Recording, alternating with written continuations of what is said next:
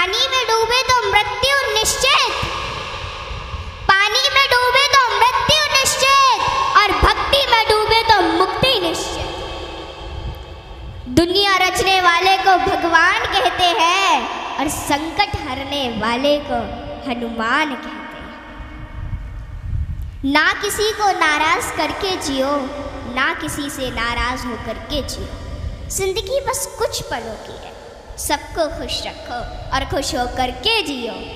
पांच तत्व का पुतला प्राणी सूरत सबकी न्यारी, कलाकार है कैसा भगवान उससे दुनिया हारी। जैसी करनी वैसी भरनी कर ले सुंदर काम, रेमन अब तू चेत जा भजले हरि का नाम। जिंदगी मिली है तो कुछ करके दिखाओ, जिंदगी मिली है तो कुछ करके दिखाओ। वक्त अगर खराब है तो उसे बदल के दिखाओ। मित्र वही जो भीड़ में खोने ना दे, और लक्ष्य वही जो रात में सोने ना दे। जिसकी गति और मति सत्य की होती है, उसका रथ आज भी श्री कृष्ण चलाते हैं। जिन खेतों में बारिश नहीं होती वहाँ की फसलें खराब हो जाती हैं, और जिन घरों में धर्म संस्कार नहीं होते वहाँ की नस्लें खराब हो जाती हैं। हमारे जीवन में 7 सुख होते हैं, और वो 7 सुख कौन कौन से सुख होते हैं? पहला सुख निरोगी काया, दूजा सुख घर में माया, तीसरा सुख कुलवंती नारी, चौथा सुख पुत्र हो आज्ञाकारी, पांचवा सुख स्वदेश में वासा, छठवां सुख राज हो पासा, सातवां सुख संतोषी जीवन, ऐसा हो तो धन्य हो जीवन। हाँ? आवत ही हर शय नहीं, नैनन नहीं स्नेह। आवत ही हर शय नहीं, नैनन नहीं स्नेह। तुलसी तहा न जाइए कंचन बरसे में। कि जिस स्थान या जिस घर में आपके जाने से लोग खुश ना होते हो, और उन लोगों की आंखों में आपके प्रति प्रेम और ना ही स्नेह हो, तो वहाँ हमें कभी नहीं जाना चाहिए, चाहे वहाँ धन की वर्षा क्यों ना होती हो। हाँ? यदि किसी बच्चे को उपहार ना दिया जाए तो वह थोड़ी देर रोता है, पर संस्कार ना दिए जाए तो जीवन भर रोएगा। शिक्षा कहीं से भी प्राप्त की जा सकती है, लेकिन संस्कार हमेशा घर से ही मिलते हैं। कुदरत यानी भगवान ने हमें आनंद ही आनंद दिया है, दुख तो हमारी खोज है। तीर को आगे छोड़ने से पहले पीछे खींचना पड़ता है। ठीक उसी प्रकार अच्छे दिनों के लिए बुरे दिनों से लड़ना पड़ता है। गति के लिए चरण और प्रगति के लिए आचरण बहुत जरूरी है।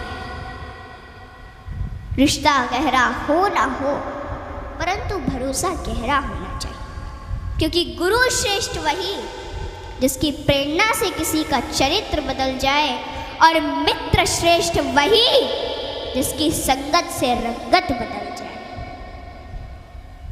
भरोसा सब पर कीजिए, लेकिन संभल कर, क्योंकि कभी कभी खुद के दांत ही जीभ को काट लेते हैं। इत्र मित्र चित्र और चरित्र किसी की पहचान के मोहताज नहीं, यह चारों तो अपना परिचय स्वयं देते हैं। जीवन में जो कुछ भी करो पूर्ण समर्पण के साथ करो। प्रेम करो तो मीरा की तरह, भक्ति करो तो हनुमान की तरह, प्रतीक्षा करो तो शबरी की तरह, शिष्य बनो तो अर्जुन के समान, और मित्र बनो तो स्वयं कृष्ण के समान। आर्थिक स्थिति कैसी भी हो, खुश रहने के लिए मानसिक स्थिति का मजबूत होना जरूरी है। रावण जब मृत्यु शैया पर था तब उसने श्री राम जी से एक बहुत ही अच्छी बात कही कि मैं तुमसे हर मामले में बड़ा हूँ, उम्र में, बुद्धि में, बल में मेरा कुटुंब भी तुमसे बड़ा है, धन दौलत में भी मेरा राज्य तुमसे बड़ा है, फिर भी मैं हार गया और तुम जीत गए। जानते हो क्यों? क्योंकि तुम्हारा भाई तुम्हारे साथ था और मेरा भाई मेरे खिलाफ था। इसलिए सज्जनों सदैव साथ रहिए, क्योंकि जब प्रेम बटा तो लिख गई रामायण, और जब संपत्ति बटी तो लिख गई महाभारत। हाँ, इसलिए अपने अपने घर में, भाई भाई में हमेशा साथ रहिए। भाई भाई का रिश्ता भगवान ने विपत्ति बांटने के लिए बनाया था, लेकिन यह तो संपत्ति बांटने तक ही सिमट कर रह गया। जब बिना भाई के रावण हार सकता है, भाई के साथ प्रभु श्री राम जी जीत सकते हैं, तो हम और आप किस घमंड में हैं?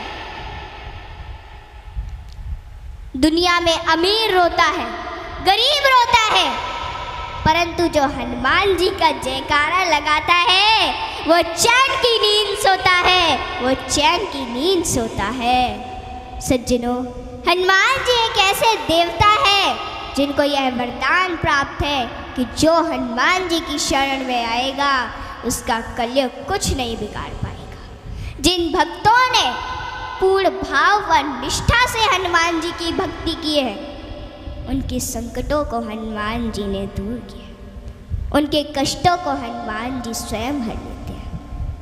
हनुमान जी के भक्तों को जीवन में कभी भी परिस्थितियों का सामना नहीं करना पड़ता है। सज्जनों, आज मैं आपको हनुमान जी के कुछ ऐसे प्रसंग बताती हूँ।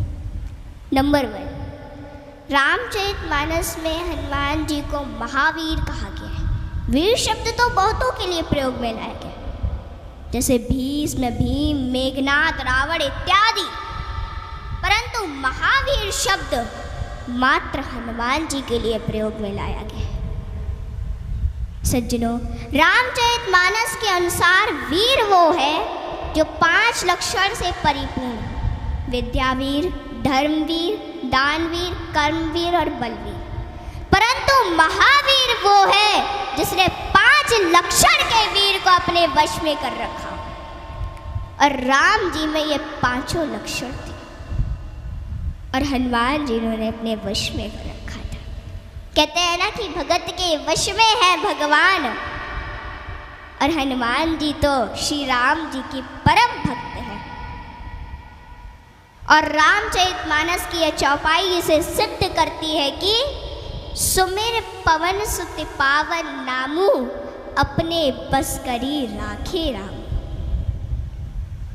रामचरितमानस में हनुमान जी को महावीर बजरंगी भी कहा गया है।